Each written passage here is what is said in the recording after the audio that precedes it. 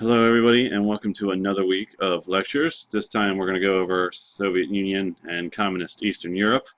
And what we want to start with here today is the Bolshevik Revolution.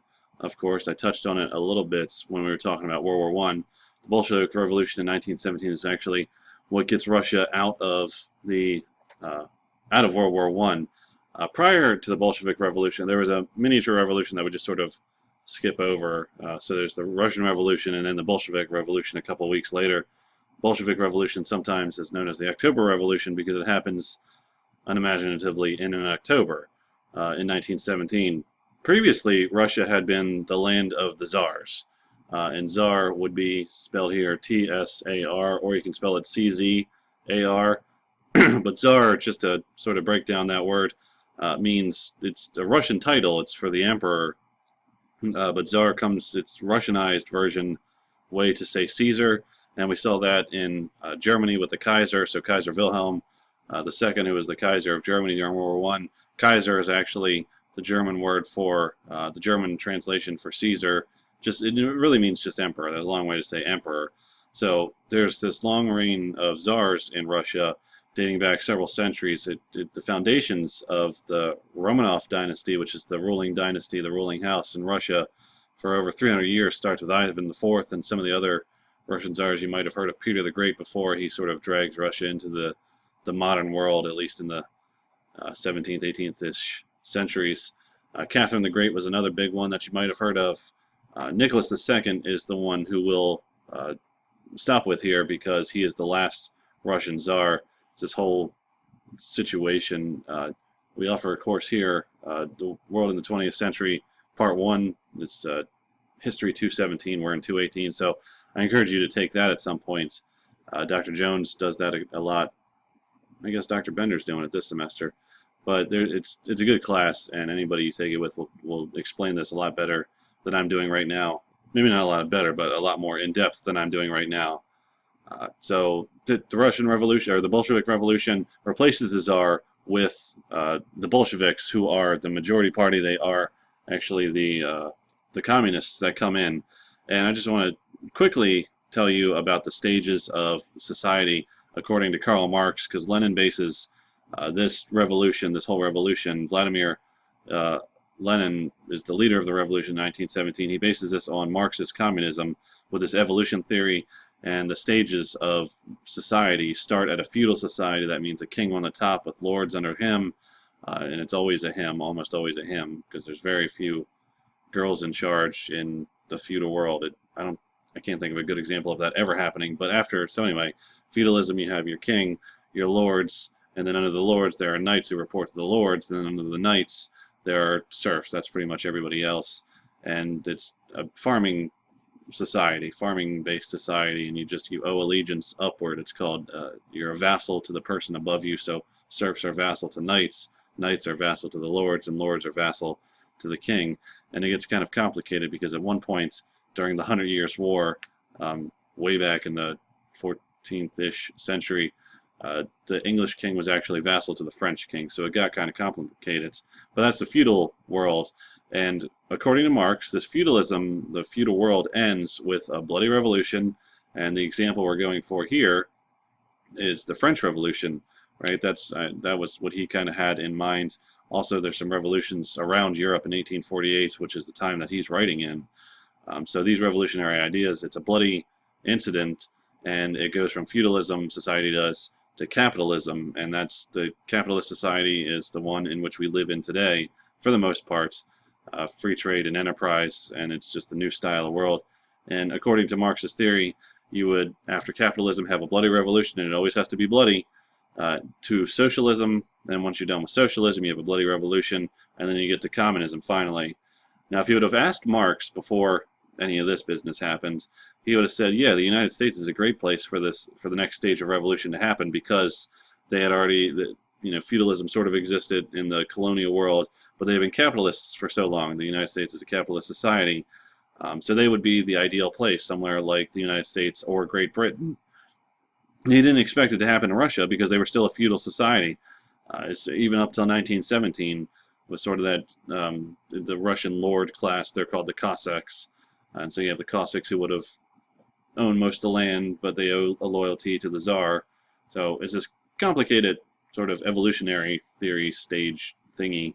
But to 1917, we get the Bolshevik Revolution, and it happens in Russia, and it becomes this socialist society. So it's socialism in one country, and we get this one-party state, because in most communist countries, communism has become synonymous with totalitarian, at least in our vocabulary.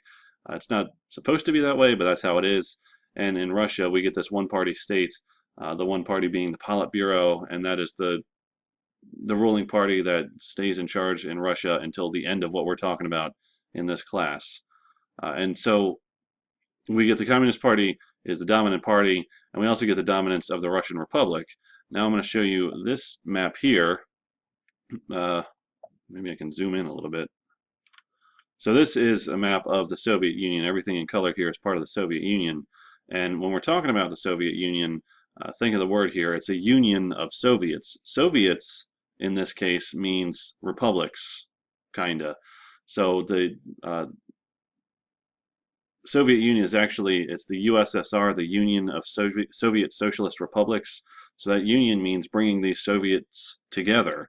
The Russian Soviet would be the biggest one here, the one that we're intimately familiar with when we think of the Soviet Union, but also Estonia, Latvia, Lithuania, Belarus, Kazakhstan, Uzbekistan, Turkmenistan. These modern countries were Soviets in the Soviet Union, and in this Soviet Union we get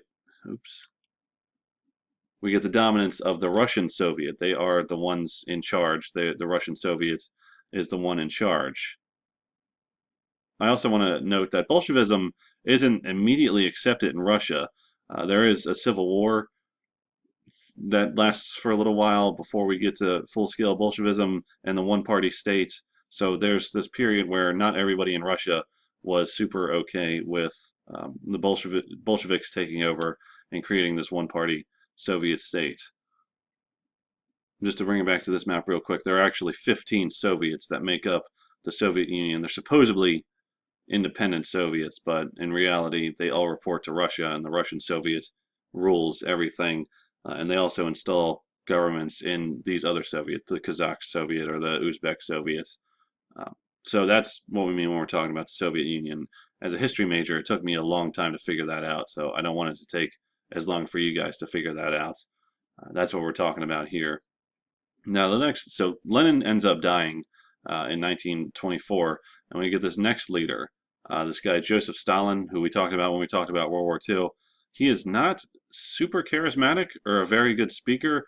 He is Georgian by birth, and not Georgia like where peaches come from in the United States. Georgia is actually a Soviet in the Soviet Union down here.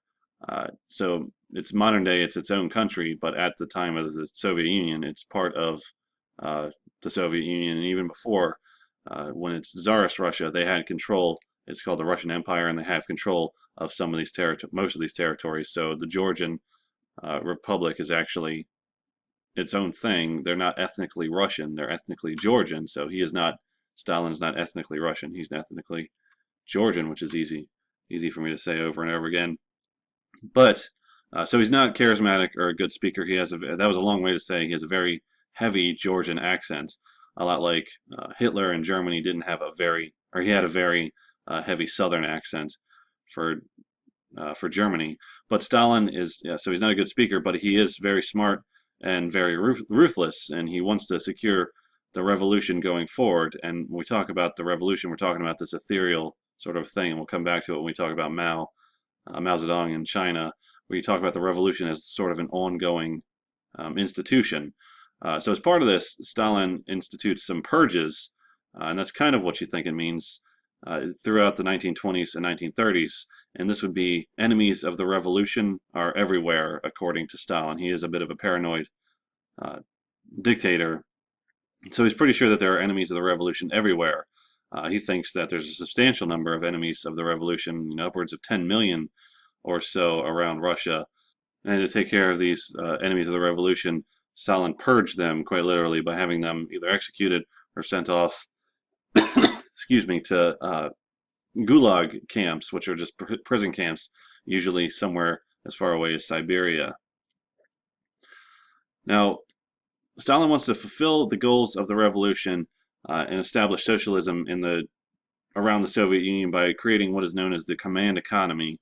And the command economy is centralized decisions, and they're centralized with broad goals passed down through the hierarchy and eventually translated into production targets, which is sort of an academic way to say there are no clear goals, but the central governments, the Politburo, the party determines what the country needs, and it dictates down the ladder what everybody needs to make. So production targets are actually set imprecisely, which leads to shortages and surpluses in certain areas. So you get a shortage of one item, but a surplus of another, because the command economy dictates, the central government dictated that something needed to be made and something else they just needed less of. So that's where we get these shortages and surpluses.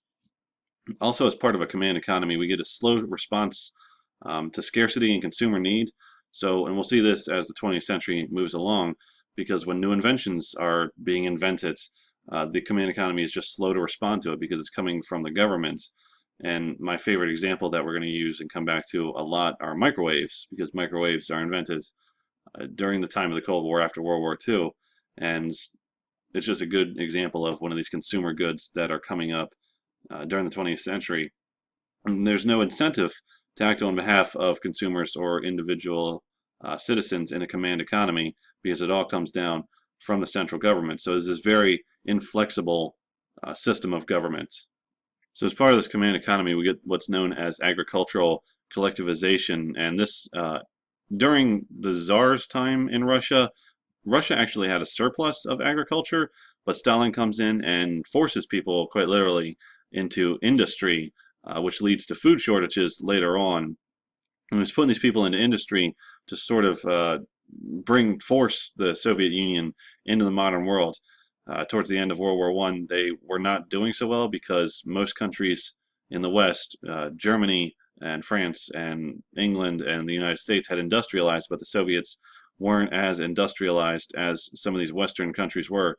So part of Stalin's command economy was to force people off of farms and into industries, building things. So this leads to food shortages, and it creates this massive Soviet bureaucracy, because you need a lot of bureaucrats to run a command economy. Think of people like Hermes Conrad doing something like this. You guys know what I'm talking about. So it's this huge Soviet bureaucracy, and in the 20s and 30s, the Soviets do industrialize and modernize, but the rest of the world sees this, but they don't see the purges that have been going on, the millions of people being sent off to gulags or executed. And as part of those people being purged, we talked about some of the generals who were executed or purged in general before World War II. That's why the Soviets do so poorly in the early stages of World War II. Which leads us to this expansion of communism and Stalinism after World War II. And as part of this expansion of communism and Stalinism, and when we say Stalinism, it's sort of this mixture of communism and totalitarianism for our purposes here. So Stalin imposes this communism and his own brand on East Germany. Because remember, Germany had been split up, so there is an East and West Germany. It is imposed there and in Poland and Romania and Hungary. And in addition, we also get these homegrown communists in other parts of Eastern Europe. And when we mean homegrown, we mean like to that particular nation, because not all of these European nations are part of the Soviet Union. So if we go back to this one, so it sort of stops here with Ukraine and Belarus. But further east is Eastern Europe. We talked about that Iron Curtain just a little bit. So we get these homegrown communists in other parts of Eastern Europe. And one example there would have been in Czechoslovakia. Now, Yugoslavia is a bit of the exception here. This guy, Josip Tito, whose high school senior portrait is down there at the bottom, he defeated the Nazis in Yugoslavia, so he's very popular around Yugoslavia. There's a popular election after the war, and Tito's communism wins. So this guy, Josip Tito, his party wins. They don't want to follow the Soviet Union's lead, but Stalin's okay with it. He puts up a fuss about it, but as long as Tito remains a communist, which he was going to do anyway, Stalin remains fine with it. Now, Tito, for his part, he remains as what we're going to call a benevolent dictator for a long time. He ends up breaking from the Soviet Union in 1948. Stalin's not super cool with it, but as long as they remain communist, which they were, Stalin ends up being fine with it, so Russia has no real problem with them. So here's a picture of the USSR, the Union of Soviet Socialist Republics, which would include, down here, Ukraine and Belarus and places on the border of Europe and Russia. And these become what are known as Soviet satellite states. So places like Poland, East Germany, Czechoslovakia, Hungary, Romania, and Bulgaria. This territory right here is Yugoslavia. That's where Tito would have been in charge. Right down here would be Albania, Greece, and Turkey. And we'll get into them in a little more depth in a second here. Or probably on the next PowerPoint, sorry. And so that's just for a sense of geography where we're talking about. Now, Soviet Union after World War II, Stalin is kind of sick after the war. He's an old man. He's been through a lot. So he's not as involved in day-to-day running, the day-to-day running of the country, as he had been during and before the war. But he's still there. He still continues with all the necessary stuff, just not as involved as he used to be. But we get this newfound cult of Stalinism after the war because he had been so popular, and the cult of Stalinism. We're talking about mummified dogmas enshrining absolute bureaucracy. That's basically saying that Stalin was so popular after the war that people just sort of went with what he wanted to do. That's what we mean there. Now, as part of the Soviet Union, we get this economic reconstruction after the war, which leads to this improved standard of living. Between 1940 and 1970, the standard of living in the Soviet Union does shoot up to some degree, but the drawbacks are this haphazard system for distributing consumer goods because of the command economy and a non-existent service economy. When we think of a service economy, that means services for people. So think of going to a restaurant or something. That's what I would equate to a service economy. In addition, there's also a restriction on the movement of people and the flow of information. And that means that people can't really travel all that freely outside of the Soviet Union, and even within the Soviet Union, between the different Soviets. There is a bit of a restriction on the flow of movement. And the example I think of here is, think of the Hunt for Red October, when Sam Neill was talking about when they defected to the U.S. He's like, oh, well, I'm gonna have to, travel between my two wives in Montana and Nevada, or wherever else he was talking about. And he was talking about, oh, I don't have to do this with papers. So that was something that was unknown, really, in the Soviet Union, because you needed your papers to travel anywhere. Which brings us to Stalin's death in 1953. He had been sick for a while, just like old man diseases. And sort of a funny story because he was such a horrible person. I know we shouldn't really talk about anybody dying in sort of a funny way, but because everybody was so scared of Stalin, he actually laid down on his couch and sort of died there, but nobody went to check on him for some time. It took a couple of, at least overnight, before anybody was willing to come check on him, just because they were so scared of him. This would be even members of his personal staff. They didn't want to wake him up if he was resting, so he ended up dying just on his couch, probably in part because nobody came to check on him. And after he dies, though, there is no clear leader for a little while. So he dies in 1953, and it's not until 1956 that this guy, Nikita Khrushchev, emerges as the leader of the Soviet Union. He was a general who had not been purged by Stalin in the 30s, but he becomes a general, and he's a member of the Communist Party, of course. Then he is the new leader, the new clear leader by 1956, but there's this period where nobody is sure exactly who's in charge in the Soviet Union. Khrushchev emerges. Notice the spelling there. It's kind of weird, but Russian characters don't translate to English all that easily. And once he's in charge, we get this process of de-Stalinization. Khrushchev actually denounces Stalin as a mass murderer for having mass murdered a whole bunch of people. He allows a little bit more freedom of speech, but not a whole lot, and that'll come up later on during the semester. There's not a whole lot of free speech in the Soviet Union, and the examples we have here are two books. One of them, they both kind of saying the same thing. one of them is allowed, but the other one is not allowed. Dr. Zhivago you might recognize as a popular movie. There are attempts under Stalin to provide more consumer goods, though. He recognizes that the command economy needs to change just a little bit, so he wants to help people get things that they need, and recognizes that the command economy isn't working super well at that. And with these new products like microwaves becoming available, especially in the West, he wants them available in the Soviet Union too. So there is an attempt made to provide more consumer goods to people who want them. So we get this period of unrest in Eastern Europe. Within months after Stalin dies, there are uprisings around Eastern Europe in places like East Germany and in Poland, for example. So by 1956, excuse me, Poland wants to elect their own leader, but the Soviet Union won't let them, even though free elections are supposed to happen. There aren't exactly free elections in Eastern Europe. Poland can't choose their own guy, but we can see this unrest best, if we want to do a little rhyming, in Hungary. Hungary is a country in Eastern Europe. They had a pretty brutal guy leading them after the war, but Stalin didn't like Hungarians very much because they sided with the Nazis against the Russians during the war, which leads us to this guy, Matyas Rákosi, and Hungarian communism. So he's a pretty brutal guy overall. He has a secret police. Of course, they're dominated by the Arrow Cross. The Arrow Cross is the name of the secret police. They were the fascists during World War II, and you'll notice that when one regime replaces another, they keep the secret police that had existed pretty much, because it's hard to find new guys to do these things.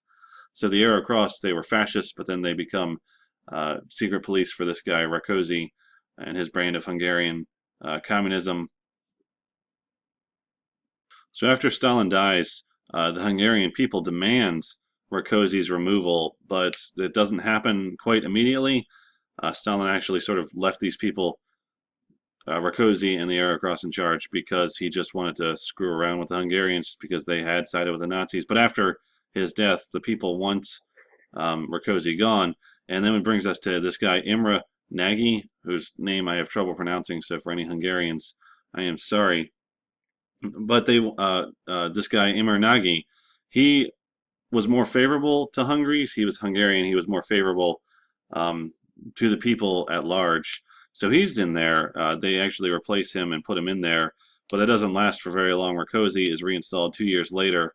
And we get this series of protests because the Hungarians' people, the people's guy, Nagy, was removed and replaced with a guy that they didn't like. So we get these protests that start with students in Budapest, the capital there. And what you'll notice is that anytime there's a revolution in history, it always starts with college students like you.